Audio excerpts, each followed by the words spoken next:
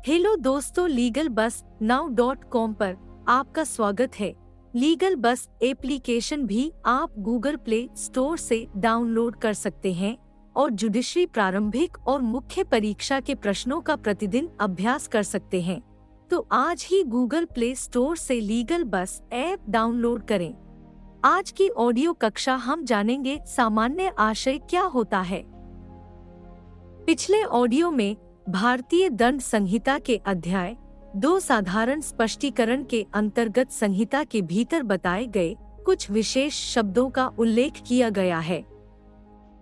इस ऑडियो में अध्याय 2 के ही एक महत्वपूर्ण विषय सामान्य आशय पर टिप्पणी की जा रही है। सामान्य आशय कॉमन इंटेंशन भारतीय दंड संहिता की धारा 34 सामान्य आशय का उल्लेख कर रही है। अनेक अपराध तत्कालिक रूप से नहीं होते हैं, अपितु पूर्व योजना के अनुसार किए जाते हैं तथा उन अपराधों में अनेक लोग भी शामिल होते हैं। सभी लोगों का उस अपराध को करने में कुछ न कुछ योगदान तो होता है। आपराधिक विधि में सामान्य आशय का महत्वपूर्ण स्थान है। सामान्य आशय के बगैर आपराधिक विधि की कल्पना की जाना कठिन है, क्योंकि ऐसे अपराध जो बहुत सारे व्यक्तियों द्वारा मिलकर किए जाते हैं, उन अपराधों के अंतर्गत अपराधियों को दंडित किया जाना दूभर हो जाता है। सामान्य आशय ऐसे अपराधियों को दंडित करने में सहायता करता है जो सब मिलकर किसी एक कार्य को करते हैं। जैसे कि क्रिकेट के खेल में 11 खिलाड़ी मैदान में खेलते हैं तथा इन सभी खिलाड़ियों का आशय सामान्य होता है। कोई भी खिलाड़ी उस आशय के विपरीत नहीं जाता है। सभी खिलाड़ियों का केवल एक ही आशय होता है, विरोधी टीम को हरा दिया जाना। हर एक खिलाड़ी अपना अपना योगदान विरोधी टीम को हरा देने हेतु ही देता है। कोई खिलाड़ी गेंदबाजी करता है तथा कोई खिलाड़ी बल्लेबाजी करता है। कोई खिलाड़ी रनों की गति को रोकता है तथा कोई खिलाड़ी विकेट कीपिंग करता है। विरोधी टीम को हरा देने में क्रिकेट का खेल खेल रहे सभी खिलाड़ियों का आशय सामान्य होता है। कोई भी खिलाड़ी इस उद्देश्य से नहीं खेलता है कि विरोधी टीम जीत जाए, अर्थात हर एक खिलाड़ी अपनी टीम को जिताने के उद्देश्य से खेलता है। यही सामान्य आशय कहलाता है। सामान्य आशय को आपराधिक दंड विधि में अत्यधिक महत्वपूर्ण स्थान दिया गया है, क्योंकि हत्या, लूट, डकैती, बलात्कार जैसे अनेक अपराध है जो एक से अधिक व्यक्तियों द्वारा पूर्व में योजना बनाकर कार्य किए जाते हैं तथा कभी कभी तात्कालिक रूप से भी यह अपराध हो जाते हैं। भारतीय दंड संहिता की धारा 34 ऐसे ही सामान्य का उल्लेख कर रही है, जिसके अनुसार जबकि कोई आपराधिक कार्य कई व्यक्तियों द्वारा अपने सबके सामान्य आशय को अग्रसर करने में किया जाता है, तब इसे व्यक्तियों में से हर व्यक्ति उस कार्य के लिए उसी प्रकार दायित्व के अधीन है, मानो वह कार्य अकेले उसी ने किया हो। भारतीय दंड संहिता की धारा 34 अत्यंत व्यापक रूप से समान आशय की परिभाषा को स्पष्ट कर रही है। इस धारा के अनुसार सामान्य आशय कोई अपराध नहीं है, अर्थात यह कोई ऐसा कार्य नहीं है जिसमें सजा का भी उल्लेख हो, जिसमें दंड का भी कोई प्रावधान हो। धारा 34 का उपयोग अन्य अपराधों के साथ में किया जाता है। जैसे एक से अधिक व्यक्तियों ने मिलकर कोई हत्या का अपराध कारित किया है, इस स्थिति में धारा 34 की भी सहायता ली जाएगी। धारा 302 का अपराध बनेगा और उसके साथ में धारा 34 भी बनेगी, क्योंकि एक से अधिक व्यक्तियों द्वारा साथ मिलकर समान आशय के साथ हत्या की गई है। पूर्व योजना के अनुसरण में कार्य करना सामान्य आशय होता है। यह सिद्ध करना आवश्यक है कि योजना के अनुसार इनमें कोई न कोई अवैध कार्य अवश्य किया गया है। सामान्य आशय की दृष्टि से अपराध के संपादन के पूर्व ही उत्पन्न होता है, अर्थात अपराध होने के पूर्व ही आशय का जन्म हो जाता है तथा वही आशय सभी अपराधियों को एक साथ लेकर आता है। किसी व्यक्ति में सामान्य आशय का जन्म घटना स्थल पर भी हो सकता है। सामान्य आशय को सिद्ध करने के लिए प्रत्यक्ष साक्ष्य प्राप्त करना थोड़ा कठिन होता है। इसे परिस्थितिजन्य साक्ष्य के आधार पर सिद्ध करना होता है।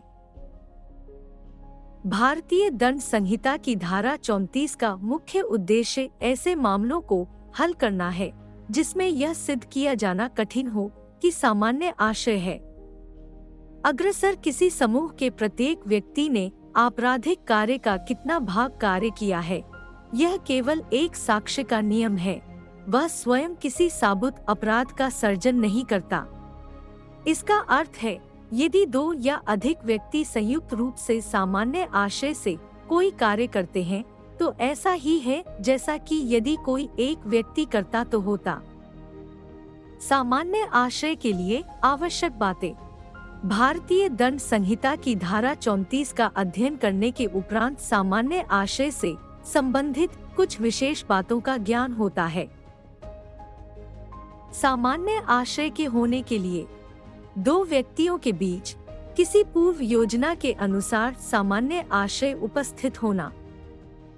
सामान्य आशय के अग्रसर में कोई अपराध गठित किया जाएगा और अपराध घटित करने वाले कार्य में व्यक्ति का योगदान भी होना चाहिए।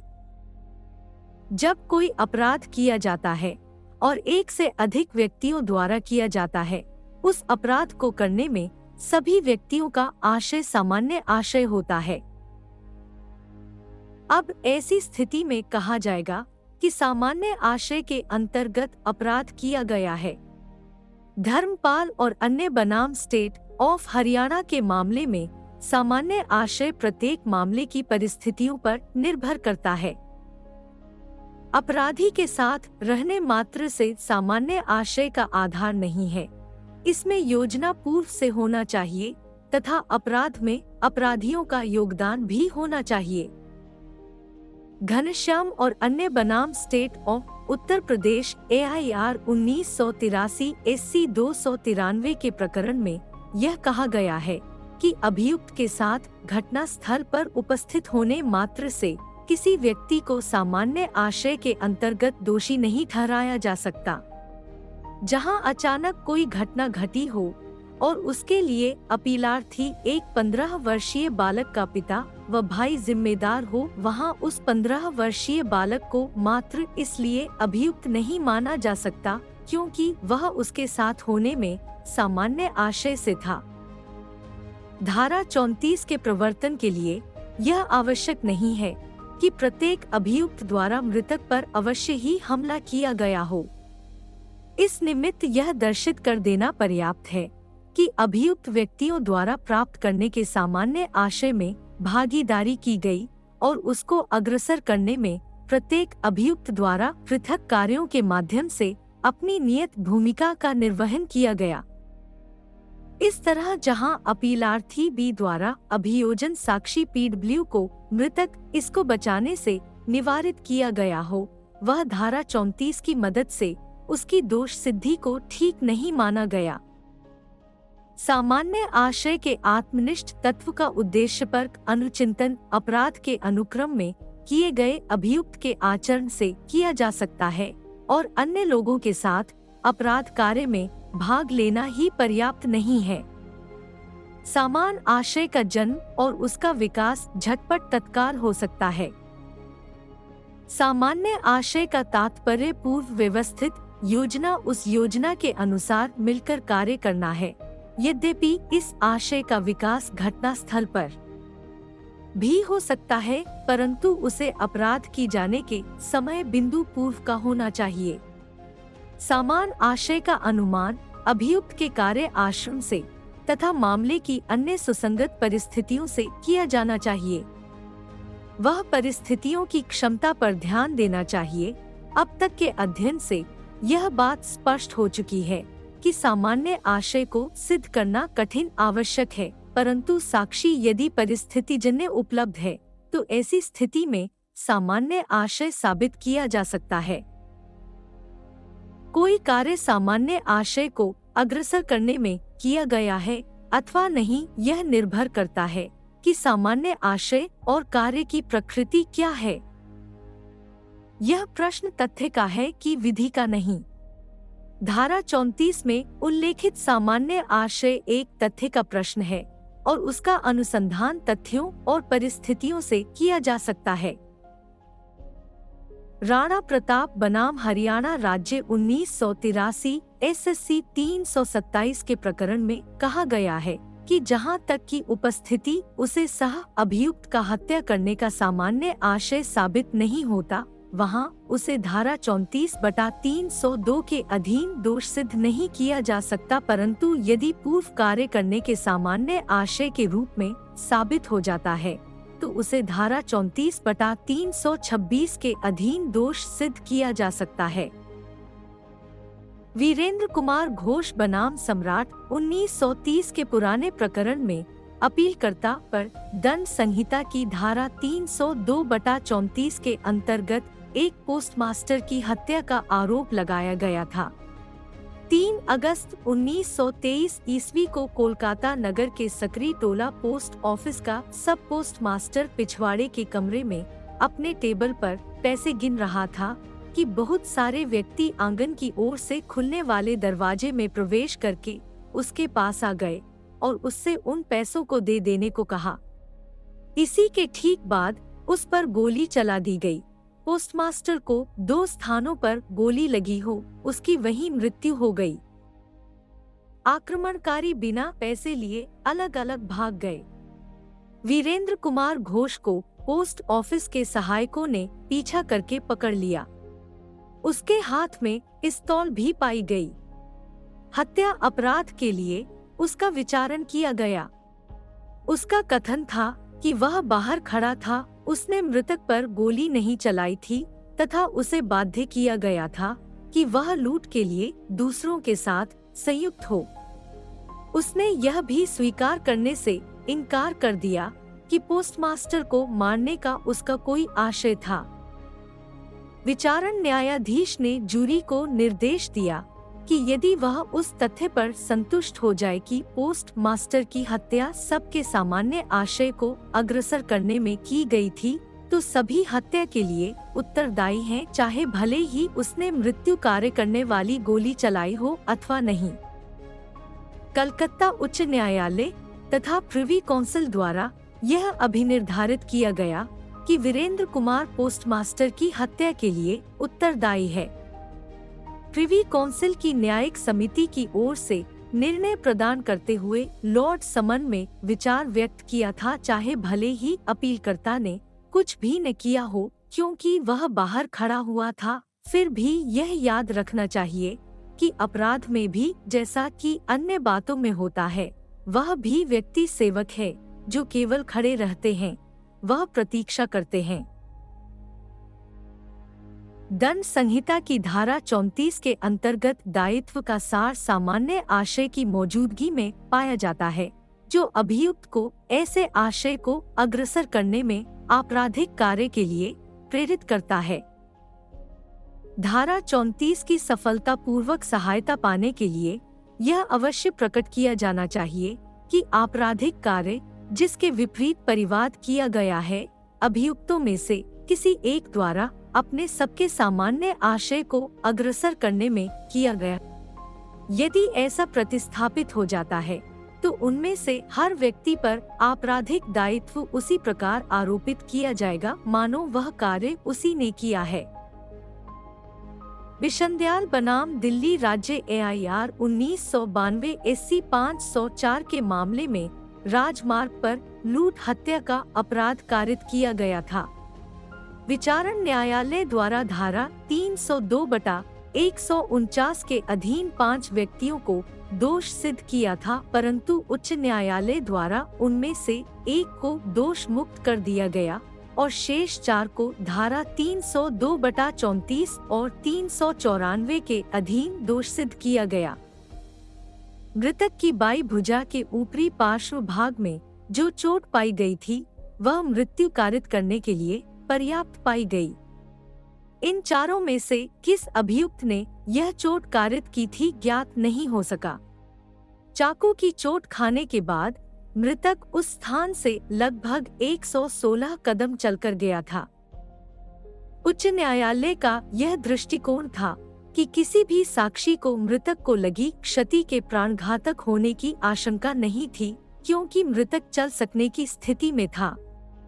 इन परिस्थितियों और क्षति की प्रकृति के दृष्टिकोण से उच्चतम न्यायालय द्वारा यह अभिनिर्धारित किया गया कि उच्च न्यायालय द्वारा यह दृष्टिकोण अपनाने में गलती की गई कि अभियुक्तों का सामान्य आशय मृतक की मृत्यु करना था, ताकि मामले को धारा 34 के अधीन लाया जा सके।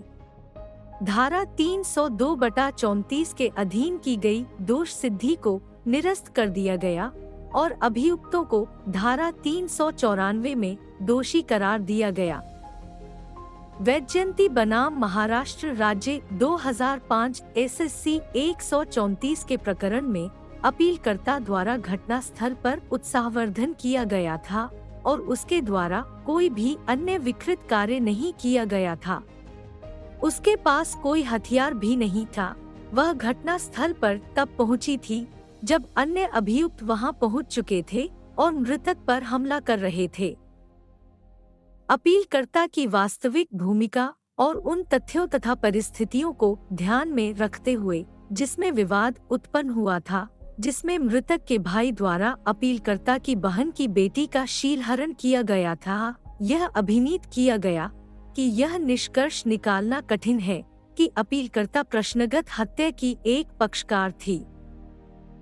उच्च न्यायालय द्वारा सामान्य आशय में भागीदारी से संबंधित जो निष्कर्ष इस आधार पर निकाला गया था कि अपीलकर्ता द्वारा उत्साहवर्धन किया गया, उसके द्वारा मृतक को खोजा गया, उसके द्वारा अन्य अभियुक्तों को अपराध करने से निवारित नहीं किया गया। सामान्य आशय का विकास उत्तेजना के क्षण में हुआ था, वह तथ्यों के आधार पर उचित नहीं था।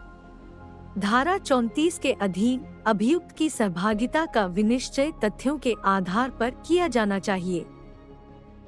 परमजीत सिंह बनाम पंजाब राज्य 2005 SSC 143 के प्रकरण में अपीलकर्ता के पास कोई हथियार नहीं था, जबकि मुख्य अभियुक्त ए के पास अमृतधारी सिख की परंपरा के अनुसार एक कृपाण था। यह अभिनिश्चय किया गया कि अपीलकर्ता ने ए को उत्साहित करते हुए कहा कि मृतक जाने न पाए। उसके तत्काल बाद इन्हें ने अपनी कृपाण निकाल ली थी। वह मृतक के सीने और बाईं भुजा में क्षति अधिरोपित की थी, जिसके परिणाम स्वरूप मृतक की मृत्यु हो गई थी।